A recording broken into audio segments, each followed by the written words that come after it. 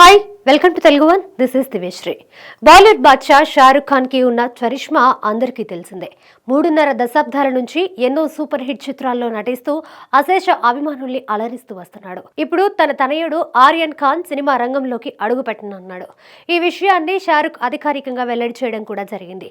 కాకపోతే హీరోగా కాకుండా రైటర్, దర్శకుడిగా ఆర్యన్ తన సత్తా చాటబోతున్నాడు. ఇప్పుడు ఈ విషయంపై ప్రముఖ heroine, BJP MP Kangana Ranaut మాట్లాడుతూ చాలా మంది స్టార్స్ కుటుంబానికి చెందిన పిల్లలు సులభమైన మార్గాన్ని ఎంచుకోవడానికి నటన రంగంలోకి వస్తారు.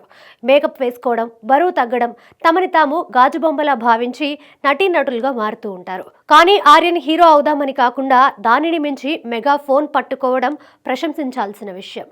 సినిమా కుటుంబానికి చెందిన పిల్లలు కెమెరా వెనక నిలబడడానికి మనకి మరింత మంది కావాలి. ఆర్యన్ ఫస్ట్ ప్రాజెక్ట్ కోసం ఎంతో ఆశగా ఎదురు చూస్తున్నానని చెప్పుకొచ్చింది.